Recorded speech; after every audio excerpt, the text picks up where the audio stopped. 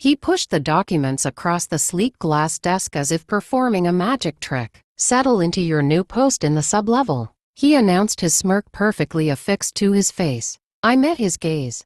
Mary's son, the freshly crowned heir of the corporation I had built, with my own efforts, thought he had achieved victory. "Excellent," I responded calmly. Then I retrieved my phone, pressed a single button, and spoke distinctly. "Claw protocol initiated. Transfer $100 million immediately." The son froze. Mary, the CEO, stared at the authorization she had just affixed her signature to. Silence thickened around us, electric and irreversible. I settled back in my chair, almost feeling sorry for them. Almost. Back in the early days when I first encountered Mary, she had addressed me as son, not metaphorically but literally. She stated I was the prospect she had been anticipating. Her actual child, Nathan, had no interest in work. His only interest was in appearing to be working. And I, the outsider, the quiet contributor, became the one who mended, constructed, and preserved. She welcomed me into executive meetings, introduced me to financiers, granted me the confidence I never requested but thoroughly earned. Nathan, meanwhile, offered me a friendly smile, calling me brother, all the while counting the moments until he could force me out. It began with minor incidents. My current project was suddenly misfiled. My documentation disappeared. He would enter my workspace, lean against the door frame, and utter things like, "I honestly don't know how you manage it. Mother favors you more than she favors me." I used to assume it was a jest. It wasn't. The initial fracture, the treachery, wasn't shouted. It was subtle, procedural, disguised as corporate professionalism. One morning I discovered my elevation had been postponed. The operation I had commanded, the one that rescued the firm, was now credited to Nathan's name. When I challenged him, he simply smiled and said, "That's the nature of the contest, old friend." Mary avoided my eyes. The board, the same individuals who had previously praised my brilliance, remained silent. I didn't rage. I didn't depart. I merely observed and comprehended the change. Fury is a dull instrument. I prefer precision. While Nathan spent evenings at nightclubs, I spent mine revising legal agreements. While he consulted with his mother's friends, I convened with their accountants. And while he schemed to eliminate me from his family's enterprise, I quietly secured my indispensability. You see, when you save a corporation from insolvency, they permit you to establish conditions. When you save it twice, they cease reading the small print. I inserted a single term, just one, entered in a sentence that resembled routine liability language. It declared, should the undersigned face any demotion, termination, or reassignment, without prior written assent, guaranteed severance of $100 million shall be automatically dispersed from the company's fiscal reserves.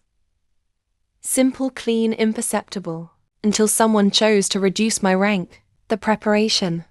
In the ensuing months, I performed the role of the loyal staff member falling from grace. I missed a few scheduled meetings. I permitted Nathan to observe me receiving a call from a rival business. Every error was calculated to reinforce his suspicions.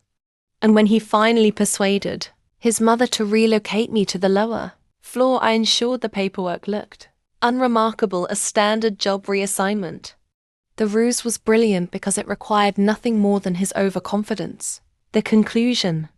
Settle into your new post in the sublevel, Nathan stated, pushing the document toward me. I took my time signing it. Slow, deliberate strokes. My pen barely made a sound. When I finished, I smiled. Excellent, I said, reaching for my phone. His smirk broadened, assuming the matter was resolved. Then I activated the speaker. Claw protocol initiated, I declared. Transfer $100 million immediately. The line connected. A voice responded, confirmed. Transmission approved. A gentle chime emanated from Mary's computer. The noise of a fund transfer notification. Nathan's expression went blank. What provision? His mother quickly reviewed the contract, her eyes scanning faster, her complexion losing color moment by moment. She paused at the highlighted part. Her jaw dropped open. Nathan, what have you done? The chamber seemed to shrink then, as if oxygen was restricted. Nathan reached for the document, stammering he cannot. That is not. Oh, it is very much that, I interjected softly. Your mother signed it 18 months prior. Security was summoned. Not for me, I clarified, for him. The investors' conference call began minutes later. They were incensed. They had noted the wire transfer. They demanded accountability, and Nathan, their favored son, had just depleted the corporation by 9 figures. His mother stepped down within a week. Nathan was removed from the board 2 days later. The headlines were poetic. Favoritism fails.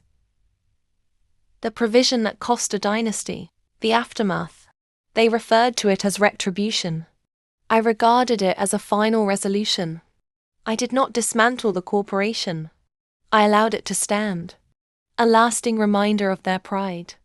I accepted my compensation, departed, and purchased the tranquility that peace demands. Sometimes late at night I picture Nathan in that sub-level office, the one he had guaranteed me. Perhaps he is seated there now, surrounded by concrete and regret. Perhaps he finally understands what he authorized that day. He gave me authority.